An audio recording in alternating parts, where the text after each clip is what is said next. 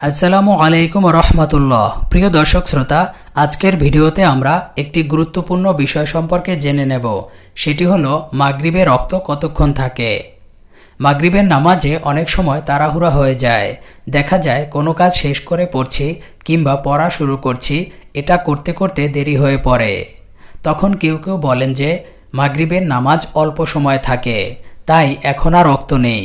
এজন্য আজকের ভিডিওতে আমরা আলোচনা করব মাগরিবের নামাজের সময় কতক্ষণ থাকে।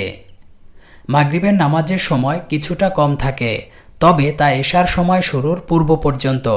তাই মাগরিবের নামাজ ওয়াক্ত থাকতে যত তাড়াতাড়ি পড়ে নেওয়া যায় সেটাই উত্তম। অর্থাৎ সূর্য ডুবে যাওয়ার সাথে সাথে মাগরিবের নামাজের ওয়াক্ত শুরু হয়, তাই তখনই যত তাড়াতাড়ি পড়া সম্ভব হয় নামাজ আদায় করে নেবে। এতে যত তাড়াতাড়ি পড়তে পারবেন ততই আপনি সওয়াব বেশি পাবেন।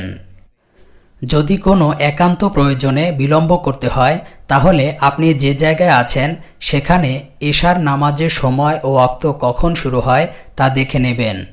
আপনারা ইসলামিক ফাউন্ডেশনের স্থায়ী ক্যালেন্ডারে যে নামাজের সময়সূচি দেয়া হয়েছে সেখান থেকেও দেখে নিতে পারেন। অতএব এশার ওয়াক্ত শুরু হওয়ার আগ পর্যন্ত আপনি মাগরিবের নামাজ পড়তে পারবেন। প্রিয় দর্শক, মাগরিবের সময় প্রায় 1.5 ঘন্টা থেকে 1.5 ঘন্টা পর্যন্ত থাকে।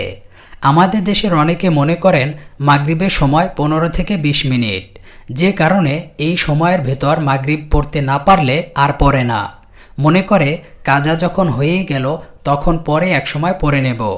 অথচ 1.5 ঘন্টা থেকে 1.5 ঘন্টার মধ্যে নামাজ পড়লেও আদায় হয়ে যাবে।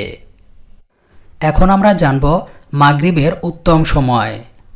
মাগরিব নামাজের ওয়াক্ত হওয়ার সঙ্গে সঙ্গে পড়া উত্তম, কিন্তু রমজান মাসে একটু দেরি করে পড়তে বলা হয়েছে, যাতে আগে ইফতার করে নেওয়া যায়। কারণ আগে ইফতার করতে পারলে নামাজ খুশু অর্থাৎ একাগ্রতার সঙ্গে নামাজ পড়া সম্ভব। প্রিয় দর্শক, ভিডিওটি ভালো লাগলে লাইক দিয়ে শেয়ার করে দিন। পরবর্তী ভিডিও পেতে আমাদের চ্যানেলটি সাবস্ক্রাইব করে পাশের অল বাটনে ক্লিক করে রাখুন।